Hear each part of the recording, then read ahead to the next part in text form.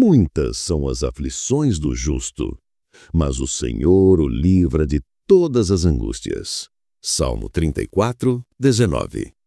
A grande maioria dos pregadores e mestres mal interpreta esta escritura, aplicando-a à enfermidade e doença como resultado que centenas de crentes redimidos no Calvário ficam privados de seus direitos de libertação de todas as formas de enfermidades. Jazendo em seus veitos, vítimas de enfermidades satânicas, sujeitando-se à perfeita vontade de Satanás antes à vontade de Deus. Observe que este versículo não diz: muitas são as enfermidades e fraquezas físicas do justo, mas muitas são as aflições do justo. Se procurarmos o sentido desta palavra, aflição, usada neste caso no original, descobriremos que não tem coisa alguma com enfermidade nem fraqueza física. Quer dizer provas, privações, tentações, etc., não enfermidades. Seria razoável dizer que Cristo levou nossas enfermidades, tomou nossas fraquezas, para que pelas suas pisaduras fôssemos curados e que sara todas as nossas doenças, mas ao mesmo tempo dizer que são muitas as enfermidades que Deus espera que levemos? Mas delas, mais tarde, sob certas circunstâncias, Ele nos libertará? Isso não tem sentido. A mensagem da substituição é que Cristo levou nossos pecados, e assim não precisamos de os levar, mas ser salvos deles. E é igualmente assim acerca de nossas enfermidades. Cristo levou-as, e assim não precisamos de as levar, mas ser curados delas. Cristo não levou nossas provações, perseguições, privações, tributações, mas Ele levou nossas enfermidades e doenças. E Pedro 2,24. Levou-as para que não precisemos nós de as levar. É por isso que Ele é nosso substituto. Ele tomou nosso lugar. Estamos libertados para todo sempre, se somente cremos que Ele o fez por nós. Antes disso se tornar pessoal, nunca tiraremos proveito, mas no momento em que crermos que Cristo levou nossas enfermidades, seremos salvos. E no momento em que crermos que Cristo levou nossas enfermidades, seremos curados. Acerca da vara de correção de Deus para seus adoradores obedientes. Outros mal interpretam Hebreus 12, 6, 8. Porque o Senhor corrige o que ama e açoita a qualquer que recebe por filho. Se suportais a correção, Deus vos trata como filhos. Porque que filho há a quem o pai não corrija? Mas se estais sem disciplina, de qual todos são feitos participantes, sois então bastardos e não filhos. Note bem que esta escritura não diz, porque o Senhor faz cair enfermo o que ama. A passagem não diz, Deus transmite doença ou torna enfermo qualquer que recebe por filho. A palavra corrigir vem de uma palavra grega que quer dizer instruir, preparar, disciplinar, ensinar ou educar, como um mestre instrui seu aluno, ou como o pai ensina e prepara seu filho. Não é estranho que quando o mestre educa seu aluno, empregue vários meios de disciplina e ensino, mas nunca a enfermidade? Quando o pai instrui seu filho, castiga-o de várias maneiras, mas nunca é por meio de uma doença ou moléstia física. Mas quando Deus nos trata como filhos, suponhamos que nos corrija por meio de câncer, tuberculose, cegueira, perna aleijada ou outra coisa terrível do diabo?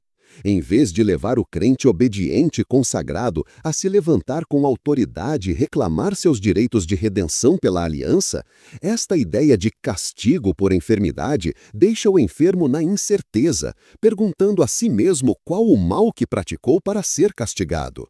Lembremo-nos de que um bom pai nunca castiga seu filho antes de primeiro explicar claramente a razão por que deve ser castigado. Quanto mais o nosso Pai Celestial. E quantos dos que creem que sua enfermidade é castigo de Deus não têm ideia de qual seja o pecado que cometeram e pelo qual estão sendo castigados? Quero fazer claro o fato que não me refiro aos que são rebeldes, teimosos e desobedientes a Deus.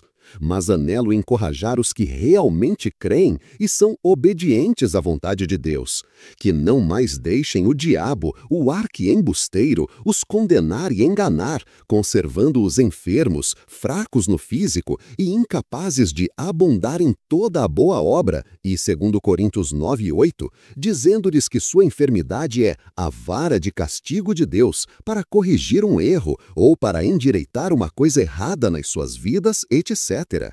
Satanás deleita-se em condenar-nos constantemente, trazendo-nos à memória todo o erro e falha que jamais cometemos, e de sugerir: sim, veja, é por isso que estás enfermo, é por isso que não recebes a cura. Teu pai está castigando com sua vara de enfermidade e não vale a pena te esforçar para sarar.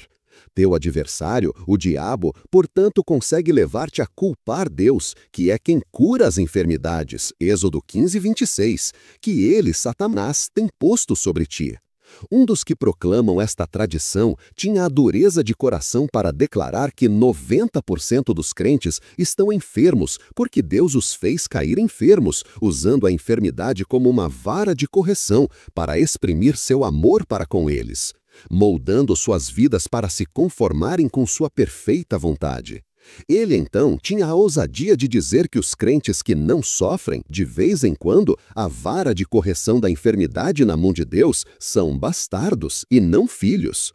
Se tais pregadores, que devem antes ministrar, Mateus 20:26, fossem consistentes, exortariam seus ouvintes a nunca recorrer a tratamento médico, nem deixar alguém orar por eles pedindo a cura, porque se isso fazem, vão estorvar a obra de seu Pai amoroso, que, conforme eles ensinam, procura abençoá-los por meio de enfermidade ou castigo.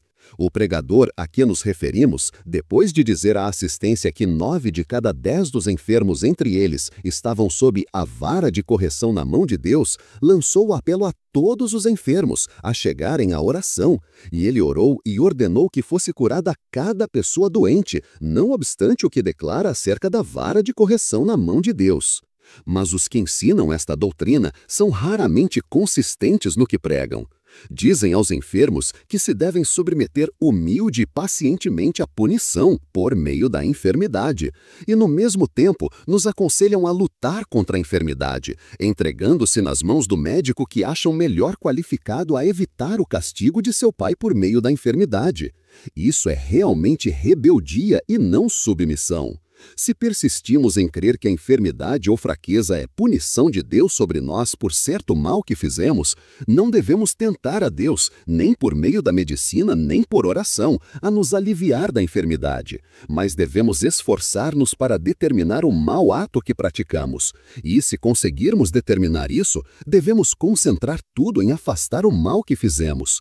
E, depois de endireitá-lo, devemos deixar com o Pai Celestial, não com um médico, o retirar a punição de enfermidade ou fraqueza. Se esta ideia de punição com enfermidade fosse certa, deveríamos, para ser consistentes e agir com razão, recorrer à cura divina em vez de ao tratamento médico. Porque o amoroso Pai Celestial, que dizem usar a enfermidade como vara de punição, certamente a retirará uma vez cumprido seu propósito. Acerca do sofrimento. Outra escritura muitas vezes mal interpretada é I Pedro 5:10.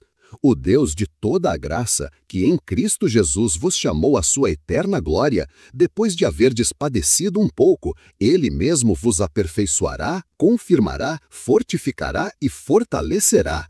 Note cuidadosamente que não diz, depois de haverdes passado enfermo e haverdes sofrido doença um pouco, Deus vos aperfeiçoará e confirmará. Mas diz, depois de haverdes padecido um pouco. É possível padecer de outra maneira a não ser enfermidade ou doença? Paulo enumerou suas privações, tais como injúrias, necessidades, afrontas, perseguições, angústias, açoites, prisões, tumultos, trabalhos, vigílias, jejuns, desonra, como morrendo e eis que vivemos, como castigados e não mortos. Em açoites mais do que eles, em prisões muito mais, em perigo de morte muitas vezes. Recebi dos judeus 5 quarentas de açoites menos um. 3 vezes fui açoitado com varas, 1 vez fui apedrejado, 3 vezes sofri naufrágio, 1 noite e 1 dia passei no abismo. Estes eram os sofrimentos de Paulo pelo amor de Cristo. E é a tais sofrimentos que Pedro se refere neste versículo, como se descobre no contexto. Assim, ninguém tem o direito de incluir enfermidade nem doença nesta escritura. Por haver Paulo suportado esses sofrimentos pelo amor de Cristo, podia dizer: desde agora a coroa da justiça me está guardada, segundo Timóteo 4:8. Ninguém receberá a coroa da justiça por ter estado enfermo, e nenhum enfermo acha que a receberá por ter caído enfermo, ou não chamaria um médico para curar a enfermidade, nem pediria a Deus que o curasse. Disse dos apóstolos que depois de açoitados, porque pregaram o evangelho e curaram o enfermo no nome de Jesus, retiraram-se regozijando-se de terem sido julgados dignos de padecer afronta pelo nome de Jesus. Atos 5:41. O ministério do sofrimento. Prepare-se para uma revelação impactante do Dr. Charles S. Price, diretamente de sua aclamada revista Golden Grain. É crucial que você compreenda uma verdade inegável. A cura do seu corpo, sim, não apenas dos que sofreram na época de Jesus, mas a superação do seu sofrimento físico hoje, foi integralmente incluída e garantida na majestosa obra de redenção, heroicamente consumada pelo Salvador na cruz do Calvário. É tempo de desmascarar uma dificuldade que assombra muitas mentes sinceras, semeada por doutrinas modernas e, ousamos dizer, apóstatas. Devemos imperativamente expor um erro colossal que aprisiona incontáveis almas. Um erro insidioso recebido e perpetuado pela cegueira da tradição. Você tem ouvido incessantemente falar no ministério de sofrimento, não é? Inegavelmente, este conceito permeia o discurso religioso. Contudo, vamos ser cristalinos. Existe sim um ministério de sofrimento, mas jamais um ministério de enfermidade. Existe também um ministério de tribulação, mas nem sequer isso pode ser distorcido para significar enfermidade. Somos inequivocamente informados de que, se sofremos com Ele, Cristo, reinaremos com Ele. Mas preste atenção, isso nunca, em tempo algum, sugere que, se estivermos enfermos ou doentes com Cristo, então reinaremos com Ele. É revoltante observar como pregadores que audaciosamente negam a cura divina distorcem as Escrituras. Em sua tentativa de provar que é a suposta vontade de Deus que alguns permaneçam enfermos, eles quase sempre sequestram as passagens sobre o ministério de sofrimento e as forçam a se aplicar à enfermidade. Permita-me ser enfático. A Bíblia jamais faz isso. Lembre-se dessa verdade imutável. Quando Jesus de Nazaré falava de pecado e de enfermidade, ele sempre os designava como males hediondos, dos quais ele veio para nos libertar completamente. Mas Jesus nunca, em momento algum, se referiu ao sofrimento da mesma forma. Porque essa distinção ainda não penetrou sua mente. Cristo levou nossos pecados e nossas enfermidades, mas ele não levou os nossos sofrimentos. Ele instruiu seus discípulos a levarem a sua cruz, mas não se engane. Ele nunca quis dizer uma cruz de enfermidade. Ele ensinava com clareza cristalina que devemos, sim, resignar-nos a carregar nossas cargas, mesmo quando se tornam cruzes e, ocasionalmente, quando se manifestam como fardos de sofrimento. Mas nunca, repito, nunca disse ele aos discípulos ou a nós que deveríamos nos resignar com as enfermidades e a doença. Pelo contrário, ele combateu ferozmente a doença, lutou contra ela, odiou-a e expulsou-a. Em cada passo que ele dava, os enfermos eram milagrosamente sarados por sua presença e poder. John J. Scrubby diz: John J. Scrubby, uma voz de autoridade, declara categoricamente: Pedro, em sua primeira epístola, discorre extensivamente sobre o sofrimento, visando consolar os crentes que enfrentavam a ardente prova. Convidamos você a examinar cuidadosamente passagens como 1 Pedro 1, 3, 7, 1 Pedro 3, 13 e 14, 1 Pedro 4, 1 a 18 e countless outras do Novo Testamento. Se seu coração estiver verdadeiramente aberto à revelação, você perceberá imediatamente que o sofrimento, no sentido bíblico, não tem absolutamente nada a ver com enfermidade e doença. E quanto aos infames sofrimentos de Cristo, no sentido de ficarmos enfermos, uma heresia que alguns propagam, isso é completamente absurdo e uma blasfêmia à sua obra. Cristo nunca enfermou, exceto pelas feridas brutalmente infligidas em sua expiação. E ele voluntariamente levou essas feridas com um único e glorioso propósito, para que a igreja jamais sofresse enfermidade. É o próprio Pedro, que tanto revela sobre os sofrimentos de Cristo, que proclama triunfalmente: por suas feridas fostes sarados, conforme 1 Pedro 2,24. Basear-se em Cristo, que, como nosso substituto amoroso, tomou sobre si nossas enfermidades e levou nossas doenças, Mateus 8,17, para justificar ou apoiar a doença, é uma afronta, é tornar nula e inútil a obra expiatória do nosso Salvador. Sim, estas palavras são duras, eu sei, mas elas são tão indiscutíveis quanto verdadeiras. Espinho na carne de Paulo tem sido espinho na carne de Paulo? Basta de engano. As escrituras que abordam o espinho na carne de Paulo têm sido abusiva e consistentemente mal interpretadas, por séculos. A verdade deve ser revelada. Encontre nossa resposta minuciosa e irrefutável sobre esta tradição, quase universal, que falsamente afirma que o espinho de Paulo era uma enfermidade, no capítulo 36 dessa mesma obra. Prepare-se para que seus olhos sejam abertos. A tradição escraviza, a verdade liberta. Agora a verdade se torna inegável.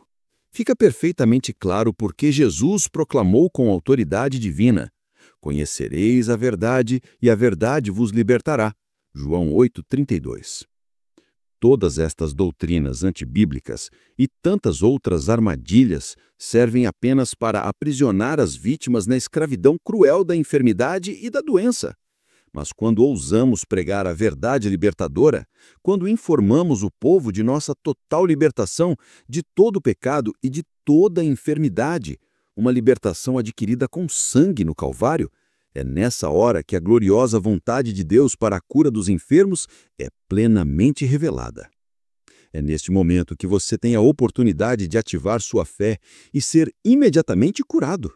O povo precisa saber a verdade irrefutável. Deus deseja curar todos os enfermos com a mesma intensidade e paixão com que deseja salvar todos os pecadores.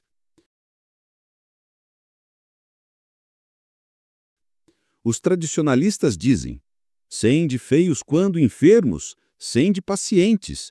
Permanecei esperando em Deus e Ele vos curará quando Ele bem achar. Mas eu lhe pergunto, por que eles proferem tal engano? Não é você quem está esperando para Deus o curar. A verdade é que Deus está esperando por você para o curar. Ele deseja salvá-lo ardentemente, muito antes de você lhe conceder a mínima oportunidade. Contudo, ele precisa esperar até que você se arrependa e creia em seu Filho como seu Salvador. Da mesma forma, agora ele deseja curá-lo. E seja honesto, ele já o teria curado há muito tempo se você lhe tivesse concedido a oportunidade. Mas ele precisa esperar até que você aceite o seu Filho como aquele que o cura, como aquele que levou suas enfermidades. Enquanto isso não acontecer, sua cura permanece tragicamente impedida. Amigo, não há tempo a perder. Creia agora na palavra viva de Deus. Seja curado agora mesmo. Levante seus olhos com fé inabalável e proclame em voz alta: eu te agradeço, Senhor, porque levastes a minha enfermidade e me libertaste completamente. Agradeço-te pelas feridas pelas quais fui curado. é um fato concluído. Agradeço-te a minha libertação absoluta, tanto do meu corpo quanto da minha alma. Eu creio nisso com cada fibra do meu ser e te louvo por essa realidade. E então, um passo crucial. Nunca se esqueça de agir como se estivesse plenamente crendo nisso. Capítulo 14. A oração da fé.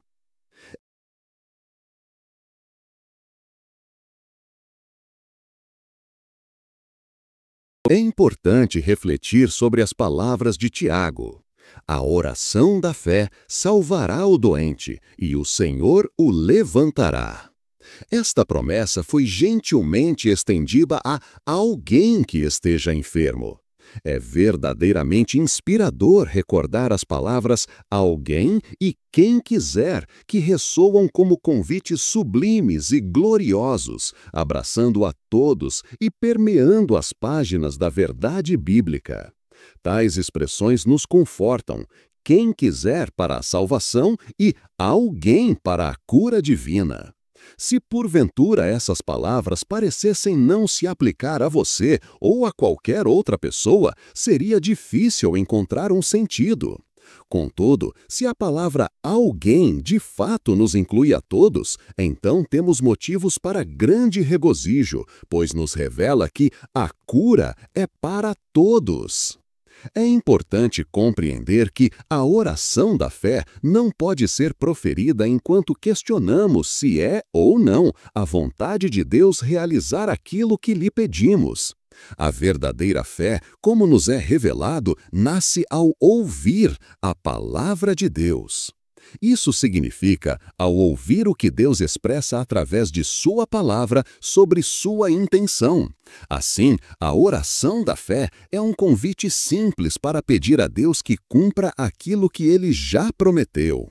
Se a vontade de Deus fosse que você permanecesse enfermo, não poderíamos de fato fazer a oração da fé. Se essa fosse a sua vontade, seria incongruente pedir orações pela sua cura, pois nosso desejo nunca deveria ser contrariar a vontade do nosso Pai Celestial.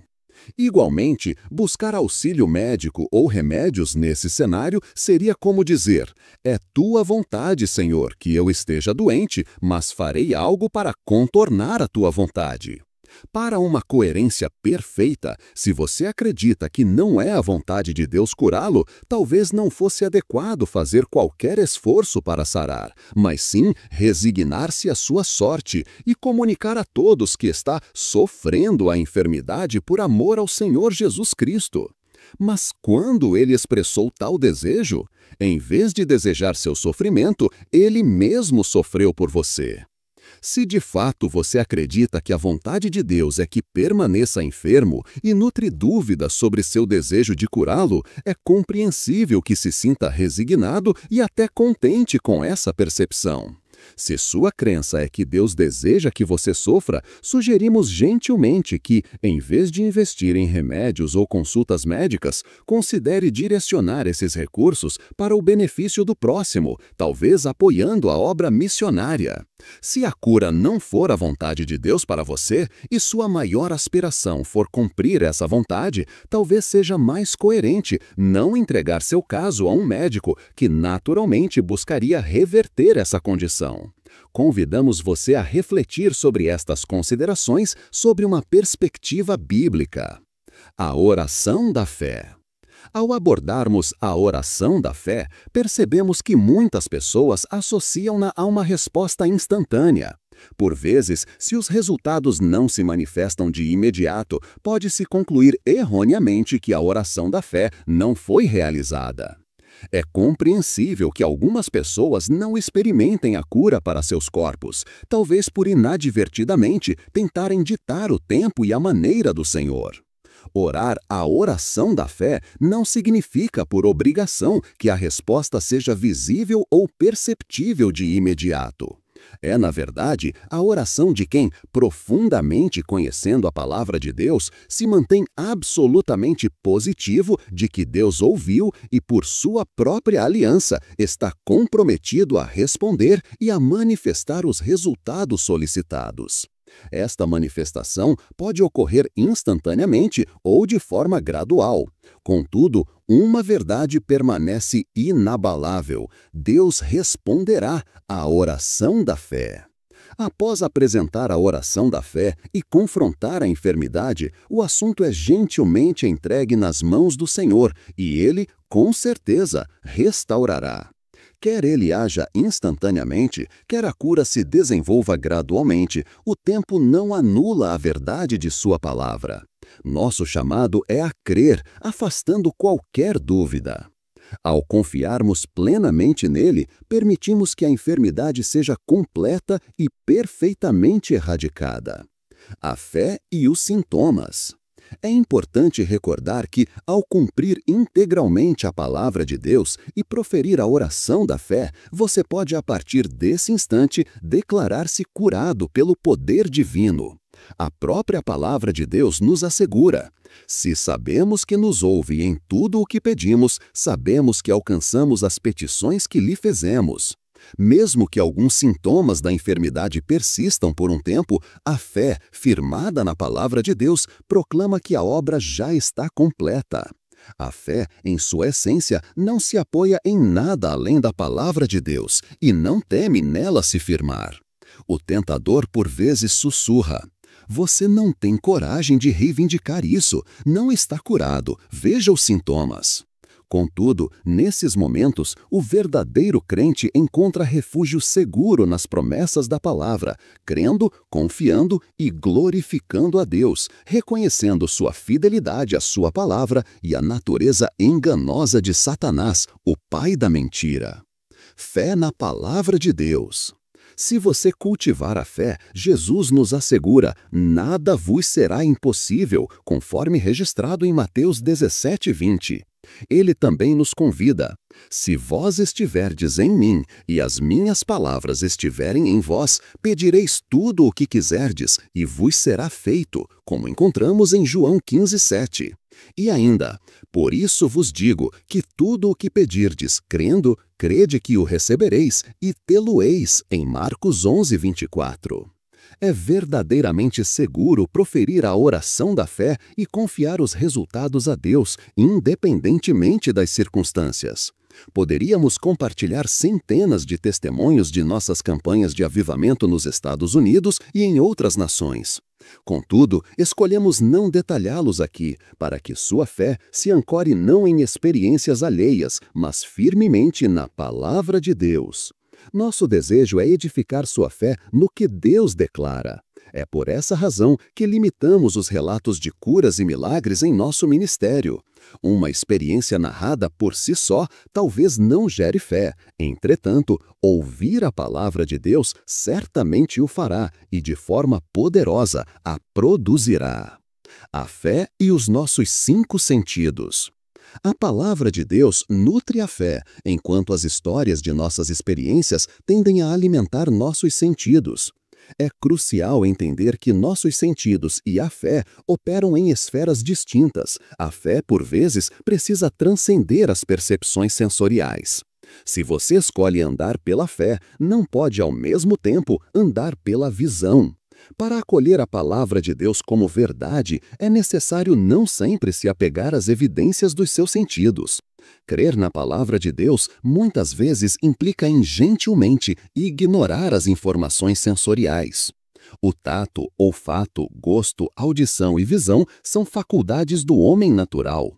A palavra de Deus e a fé, por outro lado, são os pilares para o homem espiritual.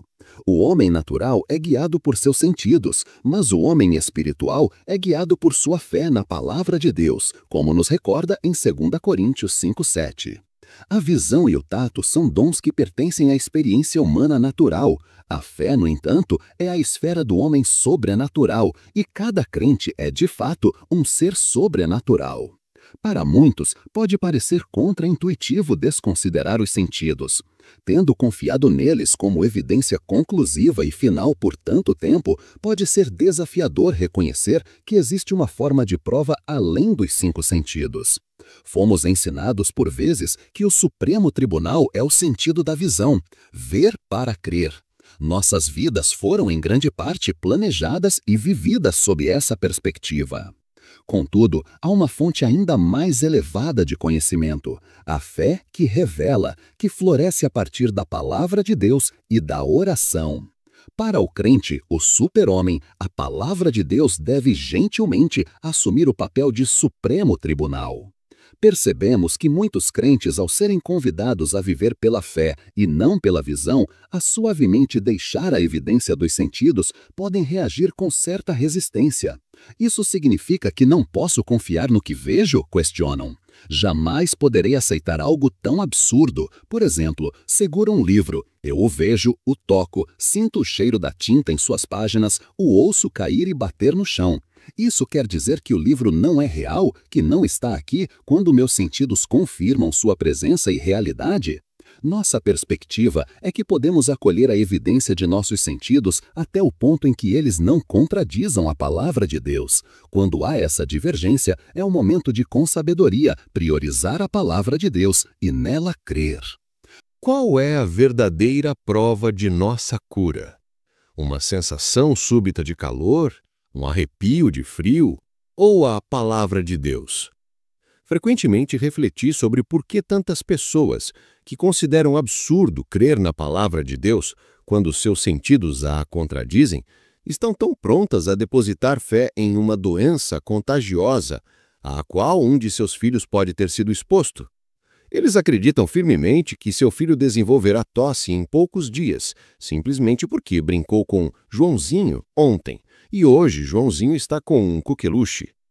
Observe atentamente. Não há nenhuma prova sensorial de que a criança começará a tossir. É inteiramente pela fé que essa expectativa se estabelece. Uma fé na doença que Satanás sugere. Não há evidência visível ou perceptível pelos sentidos.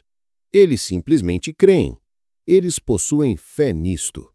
Quando o filho foi exposto à doença do Joãozinho, não houve uma quintura súbita de poder, nem prova ou sinal imediato de contaminação.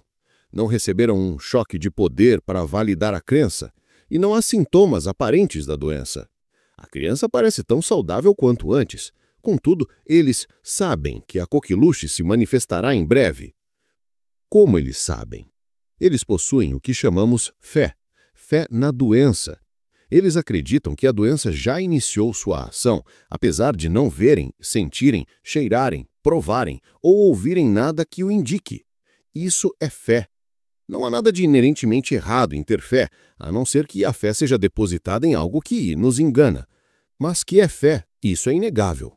Contudo, é fascinante notar que, apesar de muitos depositarem sua confiança no diabo e crerem plenamente nas doenças que ele sugere, quando impomos as mãos sobre eles e declaramos sararão de suas enfermidades, a cura se manifesta, pois Deus assim o prometeu. E, por vezes, essa manifestação é vista como não razoável. Muitos afirmam, ver é crer. Mas, à luz da palavra de Deus, a verdade é, crer é ver. Há quem diga, jamais crerei antes de ver. A isso respondemos com carinho, jamais você verá antes de crer. É ao crer que Deus se deleita em nos permitir ver, pois a fé é a prova das coisas que se não se veem, conforme nos ensina Hebreus 11:1. A fé revela o que não é visível e torna palpável o que não é sentido. Você agrada profundamente a Deus quando contempla sua palavra, quando sua fé se alicerça exclusivamente na sua palavra de promessa. Foi através desta fé que os antigos alcançaram testemunho dele. E você também está convidado a vivenciar essa mesma realidade. A fé na sua palavra é sempre um deleite para o Pai. Quando Jesus esteve conosco em carne, ele reconhecia as evidências dos sentidos, mas jamais permitia que fosse dominado por eles. Seus sentidos eram seus servos. Ele vivia em uma dimensão mais elevada. Ele declarava os cegos curados e os leprosos purificados, mesmo que, aos olhos naturais, ainda parecessem cegos e leprosos. Ele chamava à existência aquilo que não existia e assim se manifestava. Certa vez, Jesus amaldiçoou uma figueira e suas raízes morreram. Contudo, a árvore não aparentava estar morta até o dia seguinte, quando se pôde observar que secara desde as raízes para cima. Note bem, não de cima para baixo, como vemos em Marcos 11:20. É natural que nossos sentidos nos guiem no mundo físico, mas ao buscarmos as bênçãos do mundo espiritual, é a fé que assume a liderança. Podemos gentilmente aceitar as evidências de nossos sentidos, desde que não contradigam a palavra de Deus. Contudo, quando a palavra e nossos sentidos apresentam divergências, somos convidados a direcionar nossa atenção da percepção sensorial para a ação baseada na palavra. Ao fazermos isso, o Pai honra a sua palavra e a cumpre maravilhosamente em nossas vidas. Encontraremos sempre segurança ao crermos em Deus, independentemente das evidências que nossos sentidos possam apresentar. O que Deus declara é invariavelmente a verdade. Sempre seja Deus verdadeiro e todo homem mentiroso. Nos lembra Romanos 3:4. A informação sensorial pode nos enganar quando não se alinha com a palavra de Deus.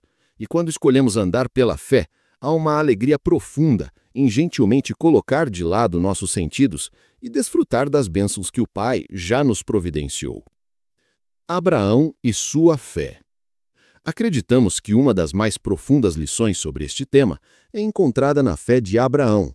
Lemos em Romanos 4:18-21, o qual, em esperança, creu contra a esperança que seria feito pai de muitas nações, conforme o que lhe fora dito, assim será a tua descendência. E não enfraqueceu na fé, nem atentou para o seu próprio corpo já amortecido, pois era já de quase 100 anos, nem tampouco para o amortecimento do ventre de Sara. E não duvidou da promessa de Deus por incredulidade, mas foi fortificado na fé, não murmurando nem se colatando, porque a resposta não chegou imediatamente, mas dando glória a Deus, e estando certíssimo de que o que ele havia prometido também era poderoso para o fazer.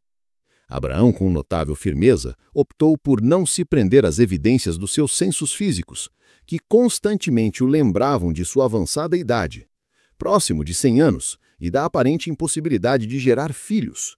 E Sara, por sua vez, sentia-se, parecia e era considerada idosa, segundo a percepção natural. Mas Abraão, igualmente, não se detinha nesses fatos. Por que essa postura? Porque tais fatos contradiziam o que Deus havia claramente declarado. Deus prometera um filho. Os sentidos clamavam, impossível. Abraão escolheu não dar ouvidos aos sentidos, mas sim crer na palavra de Deus. Isso é fé. O que nos revela a Escritura? Creu Abraão a Deus, conforme Romanos 4:3. Considerando que a palavra crer é um verbo, e verbos frequentemente expressam ação, podemos gentilmente observar que Abraão agiu em plena conformidade com o que Deus lhe havia declarado que aconteceria. Sara e sua fé. É também digno de nota que Sara não sentia em seu corpo a capacidade de conceber e dar à luz um filho. Contudo, ela não se apegou aos seus sentimentos e, pela fé, a mesma Sara recebeu a virtude para conceber e deu à luz, já fora da idade. Como foi possível tal milagre em sua avançada idade? Não foi pela evidência de seus sentidos, nem pelo que sentia, mas sim porquanto teve por fiel aquele que lhe o tinha prometido, como vemos em Hebreus 1:1. A fé e o homem natural. A fé, em sua essência, não se apega ao que o olho natural pode ver, ao que o ouvido natural pode escutar, nem ao que o corpo físico sente. A fé percebe unicamente a onipotência divina. Enquanto os olhos naturais podem focar nas imponentes muralhas de Jericó e os ouvidos naturais podem escutar o escarnécio do inimigo, a fé já as vê desmoronadas e o adversário vencido. O corpo natural pode sentir a dor penetrante de uma doença como o câncer, mas a fé já visualiza essa condição debilitante, seca e consumida pelo poder curador de Jeová Rafá, o Senhor que te sara. Os olhos naturais podem testemunhar o corpo debilitado pela tuberculose, um mensageiro do inferno. A mão física pode sentir a febre ardente que consome os tecidos do corpo. Contudo, a fé reconhece esta consunção, ou tísica, como parte da maldição da lei, conforme Deuteronômio 28:22, e então a vê amaldiçoada no Calvário, onde sua vítima foi redimida dela, como nos ensina Gálatas 3:13. E com palavras firmes de repreensão, no nome de Jesus, a fé ordena que a doença se afaste da pessoa e se retire do ambiente, com a serena certeza de que as palavras da Bíblia se cumprirão, e os curarão. O Senhor o levantará. Fé versus razão. Pode-se quase imaginar que a fé é completamente alheia às condições físicas. Quando a razão busca argumentar, a fé, com serenidade, persiste em sua certeza. A fé já enxerga Satanás derrotado, mesmo quando ele aparenta exercer poder. Na perspectiva da fé, as doenças já estão curadas antes mesmo da oração. A fé se move e age em alinhamento com o mover e agir de Deus. Enquanto a razão pode se mostrar turbada, agitada e nervosa, a fé permanece inabalavelmente tranquila. A fé tem a profunda certeza de que Deus não pode mentir, por isso ela não precisa argumentar, mas simplesmente se apoia na promessa quando o pedido é feito em conformidade com a palavra de Deus. A fé considera a obra realizada mesmo antes de sua completa manifestação. A fé é verdadeiramente vitoriosa. Ela nasce ao ouvir a palavra de Deus. Por isso, convidamos você a ler sua palavra e a desfrutar de uma vida de fé triunfante. A fé e a palavra são vencedoras. Sim, mergulhe na leitura da palavra de Deus. Permita-se ser alimentado por ela. Deixe que ela floresça e produza fé em seu coração. O salmista nos lembra: a exposição das tuas palavras dá luz, dá entendimento aos simples, em Salmos 119 e 130. Reconheça a inegável veracidade da palavra de Deus e encontre a coragem para nela confiar plenamente. Ela jamais o decepcionará, pois Deus jamais o decepcionará. O salmista também declara: escondi a tua palavra no meu coração, para eu não pecar contra ti, em Salmos 119, 77. Carlos H. Spurgeon, com sua sabedoria, observou: isso é uma boa coisa, em um bom lugar, com um bom propósito. Podemos, com reverência, adaptar esta escritura à questão da enfermidade. Escondi a tua palavra no meu coração para evitar a enfermidade, por intermédio de ti. E ainda assim, as palavras de Spurgeon ressoariam verdadeiras. Uma boa coisa, em um bom lugar, com um bom propósito. Pois a fé vem pelo ouvir, saber a palavra de Deus. Romanos 10, 17. E a cura, por sua vez, vem pela fé nas promessas divinas. A verdadeira fé em Deus e em sua palavra é inabalável. Como sabiamente se observou, é nas provações que a verdadeira fé em Deus floresce. A fé vive na expectativa dos resultados antecipados. Ela não se submete às circunstâncias atuais, nem se fixa nelas. Ao contrário, a fé molda as circunstâncias e define o caminho, movendo-se na luz das promessas divinas. A fé persistente sempre triunfa. Incentivamos você a não permitir que nada o desanime. Não deixe que circunstância alguma o influencie. Não permita que sintoma algum altere sua firmeza na palavra de Deus. Mantenha-se resoluto.